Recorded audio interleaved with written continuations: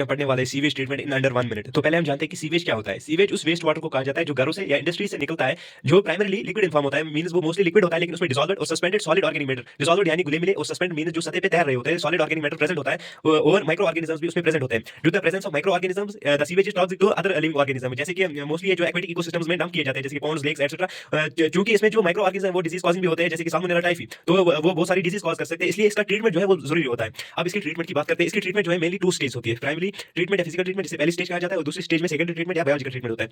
अब हम देखते हैं प्राइमरी ट्रीटमेंट या फिजिकल ट्रीटमेंट। जो फिजिकल ट्रीटमेंट होता है, इसमें 2 स्टेप्स होते हैं, एक फिल्ट्रेशन, दूसरा सेडिमेंटेशन। फिल्ट्रेशन में क्या होता है, जो लार्ज मैटर होता है वो फिल्टर किया जाता है, जैसे आप डायग्राम में देख सकते हैं। लार्ज मैटर जो है वो सीवेज से फिल्टर किया जाता है, उसके बाद जो वेस्ट वाटर बच जाता है इसको हम ट्रांसपोर्ट करते हैं इनटू द सेडिमेंटेशन टैंक। अब सेडिमेंटेशन क्या होता है, उस प्रोसेस को कहते हैं जिसकी वजह से हैवी पार्टिकल जो है वो सेटल डाउन हो जाएंगे eight the bottom of the container. वैसा सेम टू सेम प्रोसेस यहां भी होता है। यहां पर क्या होता है, जो हैवी पार्टिकल जैसे सॉइल पार्टिकल्स, पेबल्स एटसेट्रा वो सेडिमेंट हो जाता है बॉटम में। जो ये सेडिमेंटेड पार्टिकल्स इसको हम कहते हैं प्राइमरी स्लज, और जो वेस्ट वाटर बच जाता है इसको हम कहते हैं प्राइमरी इफ्लुएंट। अब जो फिजिकल ट्रीटमेंट वो खत्म हो जाता है। अब इसके जो सेकेंडरी ट्रीटमेंट या बायोलॉजिकल ट्रीटमेंट स्टार्ट होता है। अब हम देखेंगे सेकेंडरी ट्रीटमेंट या बायोलॉजिकल ट्रीटमेंट। जो सेकेंडरी ट्रीटमेंट या बायोलॉजिकल ट्रीटमेंट, उसमें पहला स्टेप जो है वो एरेशन होता है। एक एरेशन टैंक होती है, मतलब एक कंटेनर होता है जिसमें एयर पंप किया जाता है। क्योंकि इस सीवेज में माइक्रो ऑर्गेनिजम्स और ऑर्गेनिक मैटर प्रेजेंट होता है, तो माइक्रो ऑर्गेनिजम्स ग्रो करेंगे in the presence of oxygen. जो एरोब्स होंगे वो एनर्जी चाहिए ग्रो करने के लिए, तो वो एक्ट करेंगे इन डिसॉल्व्ड और सस्पेंडेड ऑर्गेनिक मैटर पे, जिसकी वजह से उनकी जो माइक्रो ऑर्गेनिजम्स है एरोब्स, उनका अमाउंट तो बढ़ेगा, लेकिन जो ऑर्गेनिक मैटर है वो कम हो जाएगा इस सीवेज में।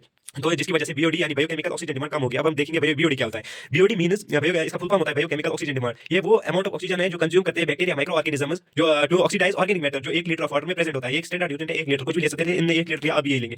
तो बीओडी का मतलब क्या होता है, अगर बीओडी ज्यादा मींस ऑर्गेनिक मैटर जो है वो वाटर में ज्यादा प्रेजेंट होगा, जिसकी वजह से पोल्यूशन ज्यादा होगा। अगर बीओडी कम यानी ऑर्गेनिक मैटर कम और पोल्यूशन कम। वैसा ही सेम टू सेम यहाँ होता है, जो एरेशन टैंक है वहां पर बीओडी कम हो जाती है, लेकिन जो बैक्टीरियल फ्लक्स है वो ग्रो करते हैं। अब इसके बाद क्या होता है, इनको डाला जाता है सेडिमेंटेशन टैंक पे। जो ये बैक्टीरियल फ्लक्स होते हैं वो सेडिमेंट हो जाते हैं at the bottom of the container, while as the water is cleaner. में जो सेडिमेंट हो जाते हैं ये बैक्टीरियल फ्लक्स, उनको कहते हैं activated slice. The cleaner water remaining beside is called as secondary effluent. जो अब सेकेंडरी इफ्लुएंट है उसको बाहर डाला जाता है रिवर्स लेक्स में, या उसको टर्शियरी ट्रीटमेंट जिसे क्लोरिनेशन भी कहा जाता है वो दिया जाता है।